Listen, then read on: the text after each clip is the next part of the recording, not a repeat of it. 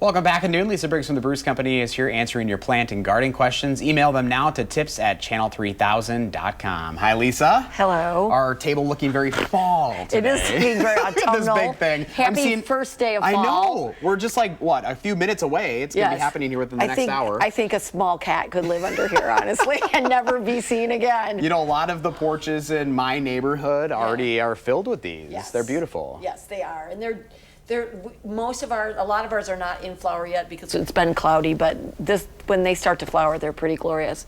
And not like hard to take care of either.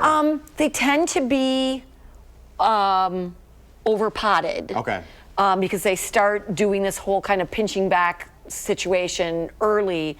And so they tend to have a lot of roots. So really should be checked for water like every day when the temperatures are warmer.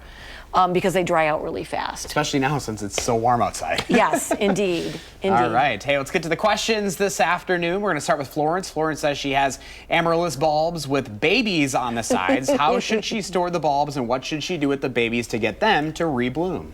Okay, so I had a friend who had amaryllis tons, and they're called bulblets. And they're like, they start little new bulbs around the base.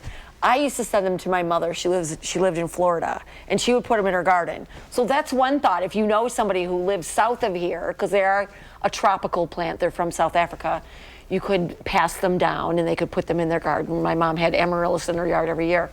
Otherwise, you're just gonna have to pot them up, and it will take some time because they don't really start to flower till they get about fist size, and the bulblets are probably about as big as like the tip of your thumb. So you would just pot them up and let them have foliage, and then every year just sort of fertilize them. But like I said, I used to take them down to my mom. That is cool. Yeah, I love that.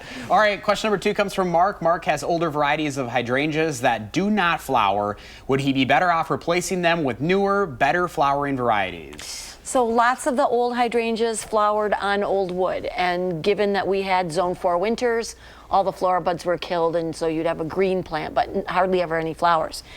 Now, newer varieties are really good at flowering from the new shoots from the base that will flower. Also, our climate is warming up a little bit. I would give them one more chance. Maybe mulch them this winter and don't cut them back till the spring. So once the ground is frozen, put about 8 or 10 inches of mulch on the crown, and then don't do any trimming until next spring when the new leaves come out. That way you might be able to preserve some buds. If they don't flower after that, I would just replace them with newer ones. Question number 3, Kathy says she has a hydrangea tree in the southeast corner of her home and it's turning dry, looking and never bloomed. It's the second year. What can she do, or should she move it? So southeast corner sounds like it's getting a good enough light.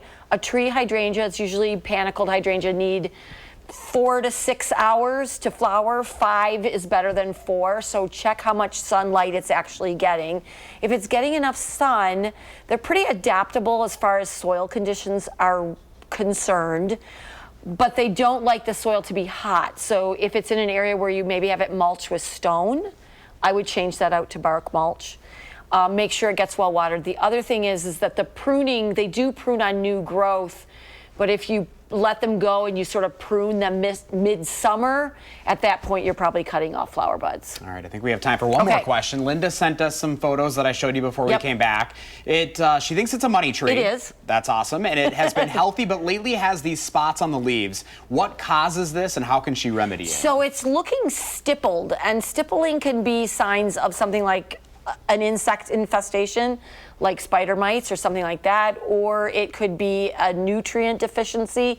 It's hard to tell from the photo. If you're in town and you want to bring it by the plant desk and have them take a look at it, you can do that. Garden center's open 9 to 6, Monday through Saturday, on Sunday 11 to 4. I would, though, just in case it is spider mites, we'd appreciate it if you put it like in a grocery bag or something, so that if we have other plants around the desk, we can move them out of the way. There you go. All right, Lisa, as always, thank you. Appreciate it.